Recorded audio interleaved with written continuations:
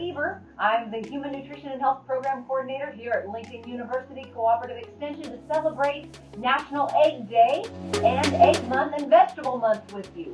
Today we're going to make a really fast, easy, inexpensive recipe full of good nutrients, lots of vitamin A, lots of fiber, and good solid protein for whether you're feeding yourself or small family. You can take this dish from car to table in 20 minutes or less. So here we have some very basic ingredients. I went ahead and sauteed some mushrooms and onions to get those kind of prepped and ready. And we chopped up a little bit of quinoa. And this is our nutrient punch to this very simple dish. Our local crop science here at Lincoln University, Dr. Pathan, just harvested this quinoa just yesterday for us so we can put it in your eggs. So for those of you who put in kale or spinach with the eggs, this is really tasty. Even the stems are very tender, so you can chop them all up and put them in there. They'll tenderize really nice. We went ahead and chopped a few of these up. So we're going to, as you can see, we're going to pop them here into the pan and just let them saute a minute.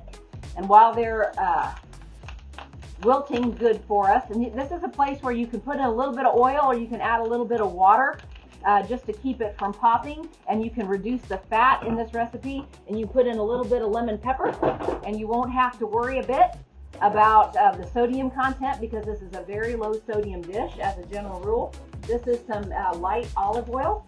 And I will also want to mention that the eggs we're using today are also sourced locally from Stanton Brothers Farm, just up north from us, a short way. So you can see the quinoa is starting to wilt really nice. It'll wilt pretty quickly and go down in volume significantly. And the stems will tenderize very quickly because they were tender when we cut them. So they wilted just enough. We scrambled a few eggs, just two eggs here. I'm gonna pop them in right over the top. And so this is, if you want to get kind of fancy and make an omelet, you sure can. Otherwise, this works just as good as an egg scramble. I kind of like the eggs to hold the vegetables together. This is just a little fresh cracked black pepper. Give a little taste. And anywhere from 2 to 3 minutes, this will have cooked in. You want to kind of give it a minute for the bottom to cook well and get good and solid. And while it's doing that, I want to talk a little bit with you about the nutrient density of this dish. So this dish is very hearty. It's very filling. You can serve it with potatoes with the skin on, or beans or lentils, and boost the protein and the fiber power, and put a salad on the side or some fresh sliced tomatoes. This time of year is a great time for that.